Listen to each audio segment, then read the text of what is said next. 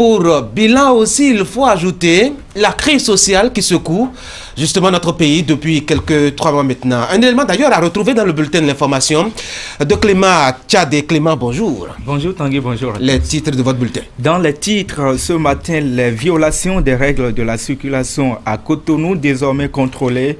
Attention aux usagers, les routes sont munies de radars pour le contrôle de la vitesse en agglomération. La préfecture du littoral installe déjà ses appareils qui permettent de photographier les véhicules dépassant la vitesse maximale autorisée. À suivre également les actions pour la réduction de la pauvreté. Les Béninois sortiront de la précarité. C'est bien le pari pris par le gouvernement du Nouveau Départ. Le ministère des Affaires sociales procède à la remise de l'eau, de matériel à des groupements de femmes pour leur autonomisation. Un appui du gouvernement transmis par la ministre Tchabi Adam Taro dans le département de l'Ouémé. Merci Clément Tchadé. Mesdames et messieurs, on se le promettait hier, Herman Anyambossou et moi. Et bien ce matin, on vous fera le compte rendu des assises tenues hier à Cotonou. Voici, en attendant, le bulletin d'information. À la table du maire, le petit déjeuner était parti de 500 francs CFA. La table du maire est située dans la première rue à gauche, après la mairie de Cotonou, en venant du ciné Okpeoloa. La table du maire, satisfaire votre appétit est notre préoccupation.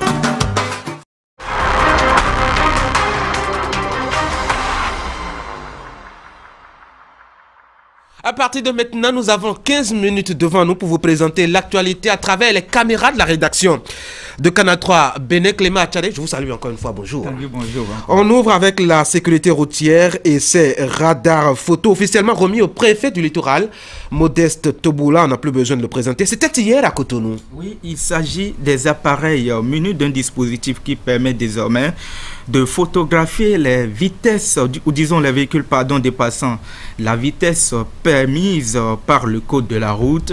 La cérémonie a été précédée d'une phase d'essai qui a permis à la police républicaine d'arrêter les conducteurs ne respectant pas la norme à titre de sensibilisation avant d'être relâchés. Luri Chekwegaba. L'État béninois, visiblement décidé à en finir avec l'insécurité routière. Pour ce faire, le gouvernement met à la disposition des forces de sécurité publique des moyens modernes de lutte contre l'excès de vitesse dans les grandes villes du pays. Des radars affectés aux différentes unités de la police républicaine. Pour le compte de Cotonou, une demi-heure de simulation à titre de sensibilisation a suffi pour se rendre compte de l'effectivité de l'incivisme routier, ici révélé par les films des appareils qui affichent des vitesses supérieures à la norme. Des infractions que la police républicaine entend désormais combattre avec ses nouveaux moyens de régulation. Véhicule AV 7522. C'est une Land Cruiser, oui. Apparemment. Hein? Oui. Il était à 67 km/h. Ouais. Il n'y a pas ce jour-là qu'au niveau de ma direction, je ne reçois pas des messages d'accident de la circulation avec des morts. C'est déjà trop parce que si c'est comme ça là, on ne peut pas construire ce pays. Et le gouvernement a été sensible à ça et a mis en place cet appareil radar là pour que nous puissions diminuer l'ardeur des usagers de la route lorsqu'ils sont au volant. Nous nous sommes retrouvés ici simplement pour vous sensibiliser à ça, pour vous montrer que désormais, il y a des appareils comme ça qui sont en service dans l'ensemble du pays. Sur le terrain, le préfet du littoral, venu recevoir officiellement ces radars, qu'il transmettra à son tour aux responsables de la police républicaine exerçant sur son territoire de compétence. Pour Modeste Toboula, l'État assure ainsi l'une de ses principales fonctions, qu'est la sécurité des citoyens. C'est impérieux pour nous d'observer le code de la route, surtout pour diminuer le cas d'accident. Comme l'a dit le DSP, ceci est une obligation de l'État. C'est juste une occasion pour vous et pour nous d'apprécier l'engagement que nous avons pris devant le peuple pour dire nous ferons en sorte qu'il y ait la sécurité presque à 100% pour nos concitoyens. Nous allons vous demander d'être les porte-parole de la police républicaine Le gouvernement du président Talon prend ainsi ses responsabilités en mettant les moyens modernes adéquats à la disposition de la police républicaine afin de réduire le taux d'accidents mortels sur les axes routiers. Un pas décisif vers la sécurité des usagers. Au Bénin, environ 2 cas d'accidents mortels sont enregistrés chaque jour, selon le service de la sécurité publique. Le laser se retrouve sur votre... Toujours à Cotonou, le Conseil économique et social est toujours dans la quête de solutions à la crise sociale qui secoue actuellement le Bénin. Pour une énième fois, le président du CES a échangé avec les secrétaires généraux des centrales de confédération syndicale après plusieurs heures de discussion. Rien de concret, nous disent nos reporters. On va quand même suivre le point de la rencontre avec Anselme Amous, secrétaire général de la CSA Bénin. Pour cette énième rencontre, encore une fois, les confédérations dans leur ensemble ont répondu présentes. Encore une fois, la preuve que nous sommes ouverts au dialogue, la situation nous préoccupe autant qu'elle vous préoccupe, puisque je vois une grande mobilisation de la presse. Ça veut dire que cette situation d'impasse préoccupe en tout cas les citoyens normaux. Et en tant que citoyens normaux, nous, organisation confédérale, nous avons répondu présent à l'appel du président du CES. Je dirais que nous avons à nouveau remarqué la volonté, l'engagement du président du CES de contribuer à la sortie de crise et qui nous a fait un certain nombre de propositions que je ne peux pas me permettre de livrer ici. Et les confédérations ont pris acte des propositions qui ont été faites par le président du CES et nous avons convenu de nous retrouver pour l'analyser.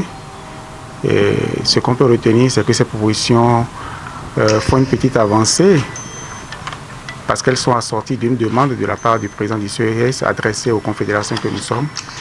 Nous allons étudier ça et nous donnerons la réponse qu'il faut, étant entendu que nous avons profité de la séance également pour demander au président du CES, pour rappeler au président du CES quelles sont les exigences des travailleurs aujourd'hui, quelles sont les exigences des enseignants pour une sortie de crise.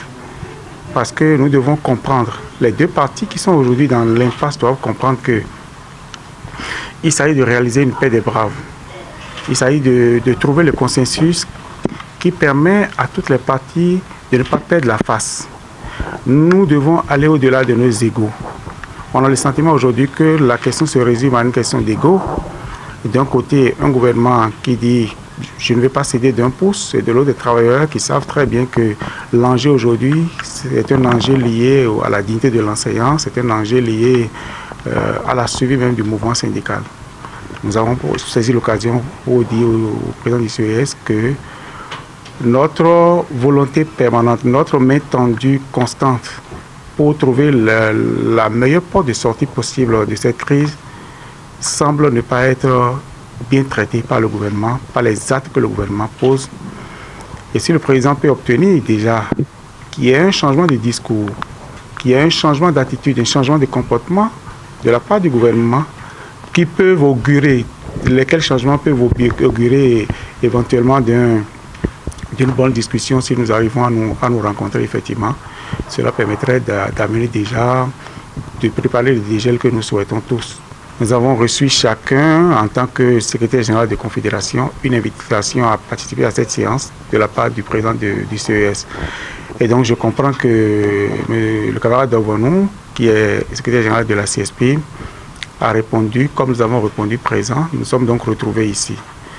Vous savez, ce n'est pas en plein cœur de combat, ce n'est pas au front que l'on fait un certain nombre de déballages. On finit la guerre, on finit le combat, et après on se retrouve pour penser les paix, pour discuter, pour plancer les plaies, et pour discuter, pour faire la critique et l'autocritique que nous sommes obligés de faire aujourd'hui, parce qu'au-delà de tout, nous devons éviter, à travers cette grève-là, cette situation de crise, nous devons éviter de fragiliser le mouvement syndical. Et les divisions ne sont pas bonnes pour nous. Il peut y avoir des écarts, il peut y avoir des comportements. Chacun peut agir selon sa compréhension du moment. Nous devons comprendre que nous avons chacun notre autonomie organisationnelle, c'est vrai, mais le mouvement d'ensemble doit être un mouvement qui nous permet de consolider les acquis des travailleurs et non pas de fragiliser et de remettre en question, de remettre en danger les acquis que nous avons engrangés de haute lutte. Le social, l'engagement du chef de l'État et de son gouvernement de réduire la pauvreté et de sortir de la précarité, le peuple béninois se fait visible sur le terrain. Le ministère des Affaires sociales vient de poser un acte significatif dans ce sens. Mardi, il a procédé à Vrankou à la remise d'un important lot de matériel à 64 groupements de femmes de département de l'Ouémé. Franck Romé Santana, Thibaut Aroloupé. Chants et danses sont accueillis mardi la ministre des Affaires sociales et de la microfinance à Vrankou, dans le département de l'Ouémé. Bintou Chabi Adam Taro a rallié cette commune pour remettre officiellement ses matériels au groupement féminin. L'autorité communale, saluant le choix porté sur sa commune pour abriter cet événement, a exprimé au nom de ses pairs la gratitude des collectivités locales. Nous vous rassurons qu'à vos côtés, nous travaillerons pour la pérennisation de ces actions de développement à l'endroit des femmes de nos communes respectives. Au total, 64 groupements constitués en 14 catégories d'activités génératrices de revenus ont eu cette marque de la solidarité nationale. Cette remise s'inscrit dans le cadre de la mise en œuvre du programme d'autonomisation économique des femmes et promotion du genre, bras social du programme d'action du gouvernement. Elle vise à faire prospérer les initiatives des groupements, coopératives de femmes, des associations et réseaux de femmes s'investissant dans la production, la transformation, la commercialisation des produits agricoles et la valorisation de l'art. Ces appuis, non seulement que ça permettra de réduire la pénibilité du travail, mais aussi permettra d'améliorer la capacité de la production de ces groupements et aussi d'avoir de meilleurs produits dans un cadre de vie sain.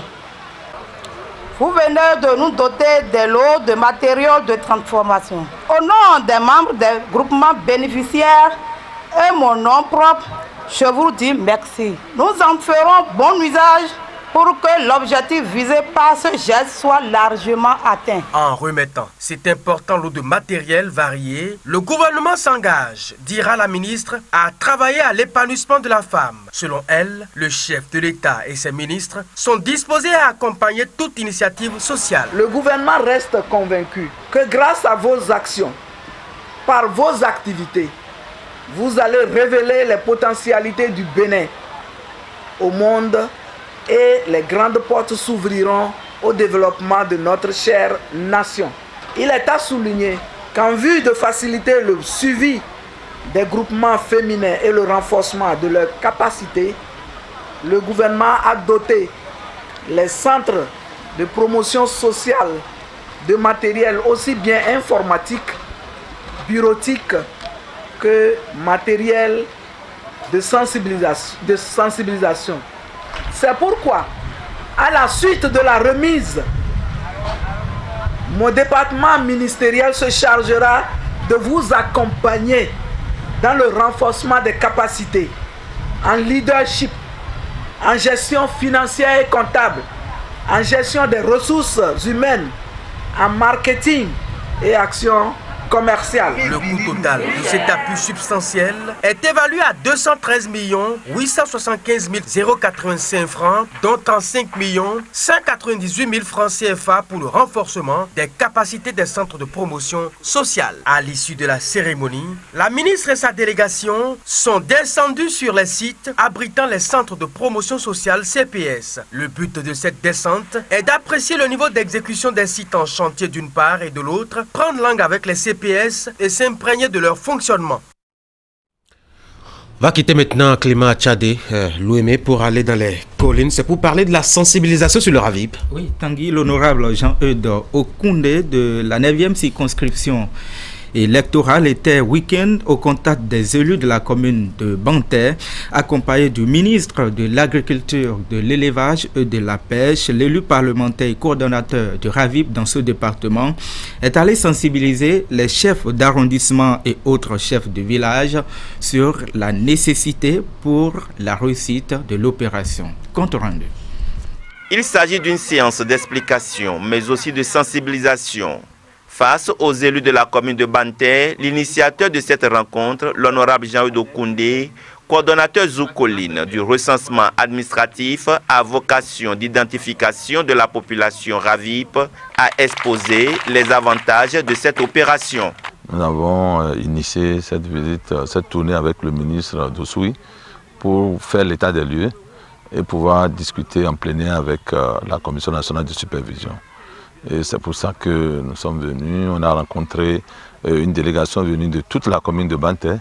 Et ça nous a permis de faire le point et de les sensibiliser sur le fait qu'il faut que les derniers sortent pour se faire enrôler, puisque le RAVIP est un outil de développement et en tant que tel, tout le monde doit se faire enrôler et pour qu'on puisse utiliser cet outil comme il le faut. Pour le ministre de l'Agriculture, de l'Élevage et de la Pêche, venu appuyer Jean-Eudes Okoundé dans sa mission d'explication et de sensibilisation ici dans l'arrondissement de Louba, commune de Banté, le RAVIP permettra au gouvernement de répondre de manière efficace aux besoins de chaque communauté. Là, on connaît le poids de chaque village, on connaît le poids de chaque arrondissement, on connaît le poids de chaque commune. Est-ce que le nombre d'écoles qu'il y a dans cette commune-là, ça correspond à la population? C'est ça qui va dire. Si ça manque, on va compléter. Est-ce que le nombre de points d'eau qu'on a installés là dans les villages, ça peut couvrir les besoins de la population? C'est RAVIP là qui va permettre de dire. Est-ce que le nombre d'infirmiers qu'on a envoyés dans Banté, ça peut aider à soigner les parents de Banté qui sont malades? C'est RAVIP qui va dire. Maintenant, moi-même là, est-ce que je suis citoyen, bon citoyen de mon pays là? C'est A4 RAVIP qui va t'aider à dire je suis citoyen. Donc ce qu'il y a là, il faut laisser politique tranquille. C'est un instrument de développement. Venus de tous les arrondissements de la commune de Banté, ses élus et autres leaders d'opinion ont reçu les informations nécessaires et surtout les encouragements du coordonnateur Zoukoline du RAVIP et du ministre de l'Agriculture, de l'Élevage et de la Pêche pour aller sensibiliser les populations à sortir massivement pour se faire enregistrer. C'est la fin, Tanguy. Prochain rendez-vous, 13h. Ah oui, absolument. 13h justement pour la grande édition du journal télévisé sur Canal 3 Bénin. Ce sera donc l'édition de la mi-journée. Clément Tchadé, merci beaucoup. Est-ce que vous êtes déjà enrôlé pour le RAVIP? Pas encore. Pas encore, mais je le ferai. Citoyen. Allez, remplis votre obligation civique. En attendant donc demain pour qu'on se retrouve justement pour le dernier bulletin de l'information de la semaine. Vous passez une bonne journée en attendant.